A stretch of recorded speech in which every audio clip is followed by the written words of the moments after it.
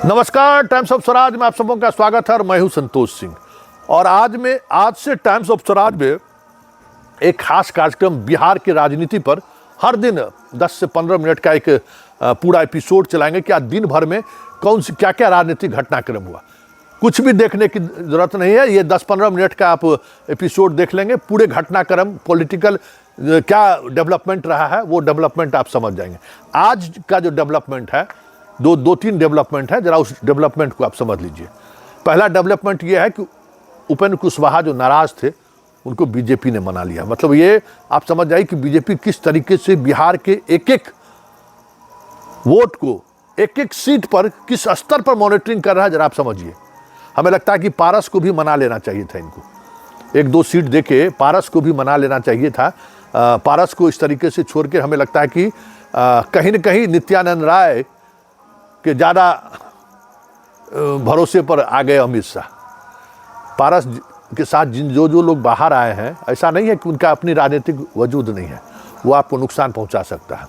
और अगर पारस ने साहस दिखा दिया और हाजीपुर से चुनाव लड़ गया पारस, तो समझिए चिराग पासवान का वो हश्र होगा जिसका अंदाजा शायद आपको नहीं है। हाजीपुर सीट से रामविलास पासवान को भी जितना मुश्किल हो जाता था जब आरजेडी और दोनों गठबंधन से जब वो अलग रहते थे। 2009 में हारे थे ना, रिकॉर्ड जब राजपूत और यादव साथ होता था तो वो रिकॉर्ड वोट से जीतते थे, और जब राजपूत और यादव अलग अलग हो गया तो हार के कगार पर पहुंच जाते थे। और कभी राजपूत यादव साथ हो गया तो उनको छोड़ के रोसड़ा भागना पड़ा था। इसलिए चिराग के लिए आसान नहीं होगा। इसलिए जो कुछ भी बीजेपी थोड़ा हमें लगता है कि पारस के मामले में चूक कर बैठा है। उसको जैसे उपेंद्र कुशवाहा का एक विधान परिषद दे के मना लिए, उसी तरीके से कुछ आश्वासन दे के हमें लगता है कि पारस को भी मना लेना चाहिए था। और पारस के इस मुद्दे पर विजय सिन्हा, जीतन राम मांझी की भी प्रतिक्रिया आई है, शत्रुघ्न सिन्हा की भी प्रतिक्रिया आई है। तो जरा इन लोगों की प्रतिक्रिया भी सुन लीजिए। क्या दृष्टिकोण है वो, और साथ तो दिया है उन्होंने, लेकिन इस मामले पे मेरा कुछ कहना ठीक नहीं होगा। ये उनका और उनकी पार्टी के बीच का मामला है। टीएमसी ने जो कहा है कि सुप्रीम कोर्ट मॉनिटर्ड इलेक्शन होना चाहिए क्योंकि जो ईसीआई है उसका दुरुपयोग हो रहा है, उस पर क्या कहिएगा सर? पहले उसका दुरुपयोग, यानी आप ईवीएम की बात कर रहे हैं, ईवीएम के साथ साथ वीवीपैट तो जरूर होना चाहिए, और अगर सुप्रीम कोर्ट की निगरानी में हो तो बहुत बेहतर होगा। ठीक ही कहा। देखिए, उनकी अपनी बात है। वो दो तरह की बात बोल रहे थे। पहले तो वो बोल रहे थे कि हम एनडीए का सिपाही हैं, तो इस माने एक सिपाही अगर है तो सिपाही को जो आदेश होता है पालन करना चाहिए। लेकिन उसके बाद वो मंत्रिमंडल से इस्तीफा दे दिए हैं, तो इसका मतलब है कि सच्चा एनडीए के वो सिपाही नहीं हैं। अगर होते तो ऐसा नहीं करते। तो इसलिए ये उनकी बात है, उस पर हम यही कह करके और कोई ज़्यादा बात नहीं करना चाहते। सम्मान दिया है, लंबे समय तक कैबिनेट में मिनिस्टर रहे हैं, और जब उन्हीं के भतीजे का, जिसका हक भी बनता था, उनके पिताजी के जाने के बाद उत्तराधिकारी थे, उनको छोड़ के इनको सम्मान मिलते रहा। और उसके बाद जब उसको नए लोगों को अवसर मिल रहा है तो इनको आशीर्वाद देना चाहिए और मिल कर करके आगे बढ़ाना चाहिए, और इनका भी सम्मान होगा। देश के प्रधानमंत्री नरेंद्र मोदी जी पुराने का भी स्वागत करते हैं, नए का भी अभिनंदन करते हैं। दूसरा जो डेवलपमेंट है वो डेवलपमेंट आपको जदयू और एनडीए का जो गठबंधन है उसमें, उसको लेकर अगर हम बात करें तो सिवान सहित कई सीट पर अब नए चेहरे उतारने के जुगत में नीतीश कुमार भिड़ गए। इस बार लगता है कि सिवान से वो चेहरा बदलेंगे, क्योंकि आनंद मोहन को शिवहर वो लड़ा रहे हैं। सिवान से किसी कुशवाहा को लड़ाने की बात हो रही है। तमाम सीटों पर वो अब एक अलग तरीके की रणनीति बना रहे हैं, और हमें लगता है कि कई उम्मीदवार वो बदलेंगे।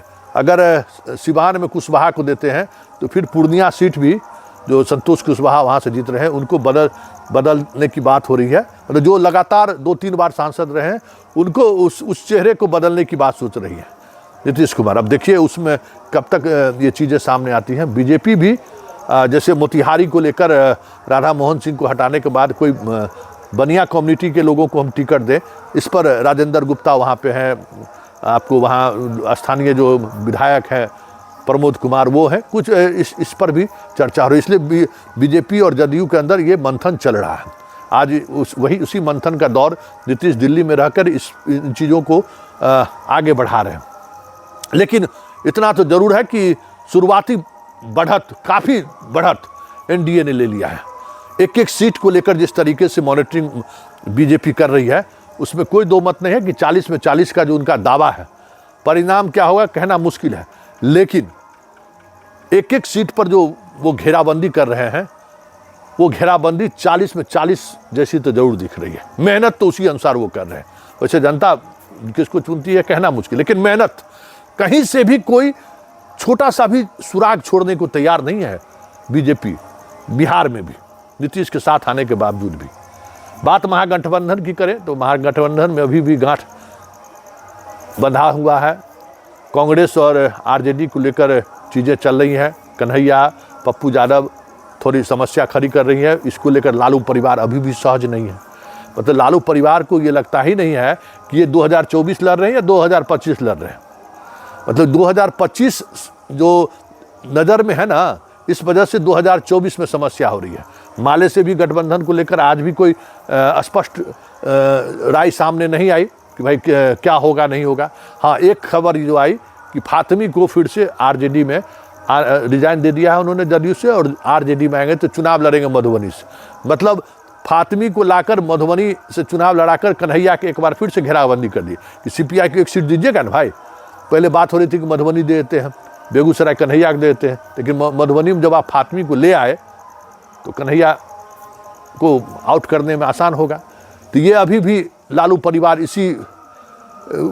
उसी खेल में लगा हुआ कि किसको हम कद छोटा करें जो हमारा तेजस्वी को कोई चुनौती ना मिले। बिहार में सवर्ण चुनौती देगा लालू यादव परिवार को, लेकिन समझदारी है तो उस समझदारी का नुकसान होगा ये भी तय है। भाकपा माले के साथ जो समझौते की बात हो रही है उसमें भी अड़चन अभी तक जारी है। सिवान देने को वो तैयार नहीं है। सिवान पर ही मेन जीत है, सिवान वो छोड़ना नहीं चाहते हैं। और जो बातें और कुछ खबर है जो कह सकते हैं कि महागठबंधन को लेकर खबर आ सकते हैं, उसमें यही है कि लालू परिवार अपने सीट को सुरक्षित करने के लिए, मतलब अगर बेटी को लगाते हैं, छपरा से भी लड़ाने की बात हो रही है, उसको हम कैसे सुरक्षित करें, बस मेन टारगेट उनका वही है। हम ज़्यादा से ज़्यादा लोकसभा चुनाव जीते, ये कम दिख रहा है।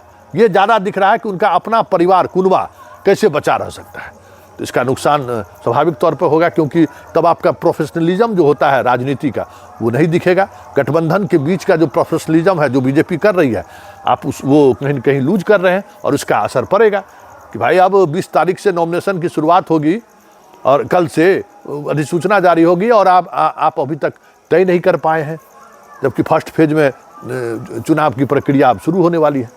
तो ये आज का कुछ बिहार का पॉलिटिकल चीज़ें रही हैं, और इन तमाम चीज़ों को हम लगातार हर दिन यही 8 से 10 मिनट में हम समेटते रहेंगे। कुछ प्रतिक्रिया आएंगी तो वो प्रतिक्रिया भी हम आपको सुनाएंगे, लेकिन रोज़ाना हम आपको इतनी चीज़ें ज़रूर आप तक पहुंचा देंगे कि बिहार की राजनीति के इनसाइट स्टोरी क्या है, कहाँ क्या चल रहा है, वो ज़रूर आप तक पहुंच जाएगा।